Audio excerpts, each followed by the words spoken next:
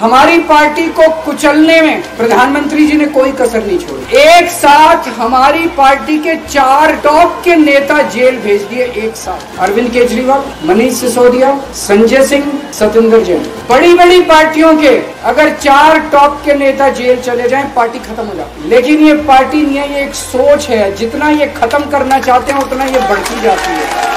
मोदी जी से जो भी मिलने जाता है सबसे पहले वो केजरीवाल की और आम आदमी पार्टी की 10 से 15 मिनट बात करते हैं। उनको कहते हैं कि आने वाले समय के अंदर आम आदमी पार्टी ही देश को भविष्य देने वाली है। इसीलिए वो चाहते हैं कि आज ही आम आदमी पार्टी को बढ़ने से रोका जाए, इनको कुचल दिया जाए।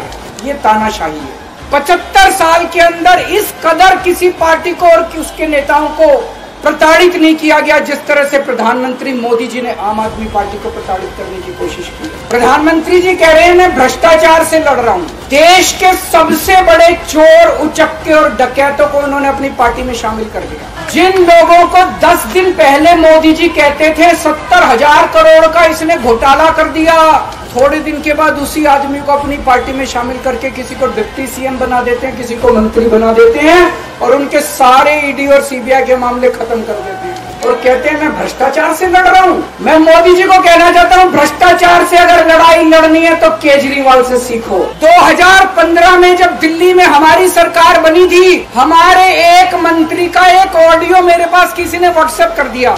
उस ऑडियो में मेरा मंत्री किसी दुकान वाले से 5 लाख रुपए मांग रहा था। मैंने अपने खुद मंत्री को सीबीआई के हवाले कर दिया, जेल भेज दिया था अपने मंत्री। ये होती है भ्रष्टाचार के खिलाफ लड़ाई। केजरीवाल को क्यों गिरफ्तार किया? केजरीवाल को गिरफ्तार करके उन्होंने एक मैसेज दिया है सारे देश को कि अगर मैं केजरीवाल को गिरफ्तार कर सकता हूं तो किसी को भी गिरफ्तार कर सकता हूं। एक बेहद खतरनाक मिशन चालू किया हुआ है प्रधानमंत्री जी ने, बहुत ही खतरनाक। उस मिशन का नाम है वन नेशन वन लीडर। जितने विपक्ष के नेता हैं उनको जेल भेजेंगे और जितने बीजेपी के नेता हैं उनको सबको निपटा देंगे, उनकी राजनीति खत्म करते जाएंगे। अगर ये चुनाव जीत गए, मेरे से लिखवा लो एफिडेविट के ऊपर, थोड़े दिन के बाद ममता दीदी जेल में होंगी, तेजस्वी यादव जेल में होगा, स्टैलिन साहब जेल के अंदर होंगे, पिनरई विजयन जेल के अंदर होंगे, उद्धव ठाकरे जेल के अंदर होंगे, जितने विपक्ष के नेता ये सारे जेल के अंदर होंगे। अगर ये चुनाव जीत गए, इन्होंने बीजेपी का एक नेता नहीं छोड़ा।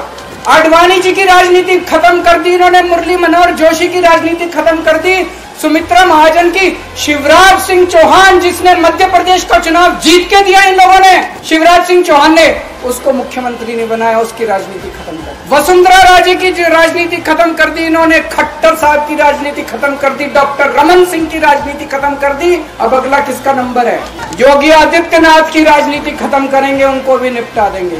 आज एक तानाशाह इस देश से जनतंत्र खत्म करना चाहता है। आज एक तानाशाह इस देश से लोकशाही खत्म करना चाहता है। मैं पूरे तन मन धन से लड़ रहा हूँ, संघर्ष कर रहा हूँ उस तानाशाह के खिलाफ। 140 करोड़ लोगों का साथ चाहता हूँ। 140 करोड़ लोगों से भीख मांगने के रहा हूँ, मेरे देश को बचा लो, मेरे भारतवर्ष को बचा लो, मेरा भारत बहुत। मैं एक दिन में 24 में से 36 घंटे काम करूंगा, पूरे देश भर में घूमूंगा इस तानाशाही को रोकने के लिए। दोस्तों, जितनी मेरे अंदर ताकत है, मेरा सब कुछ कुर्बान है देश के लिए। मेरा तन मन धन सब कुछ कुर्बान है मेरे देश के लिए। मेरे खून का एक एक कतरा मेरे देश के लिए, मेरे शरीर का एक एक कतरा, मेरी जिंदगी का एक एक पल मेरे देश के लिए। मेरे देश को बचाने के लिए मैं पूरे देश में जाऊंगा। दोस्तों, मेरा अपना आकलन है कि 4 जून के बाद इनकी सरकार नहीं बन रही, मोदी सरकार नहीं बन रही है। केंद्र में इंडिया गठबंधन की सरकार बन रही है। आम आदमी पार्टी उस सरकार का हिस्सा होगी। दिल्ली को पूर्ण राज्य दिलाएंगे। दिल्ली का एलजी लोगों का एलजी होगा, दिल्ली का एलजी दिल्ली वालों का एलजी होगा। गुजरात से आया हुआ है अभी। दोस्तों, केजरीवाल को कभी किसी पद का लालच नहीं हुआ। मैं आप मंत्री, मुख्यमंत्री, प्रधानमंत्री ये सब बनने नहीं आया। आज मैं अगर दिल्ली की जेल के अंदर रह के दिल्ली की जेल से इस्तीफा नहीं दे रहा, वो इस तानाशाही के खिलाफ संघर्ष कर रहा हूं, इसको समझ लेना।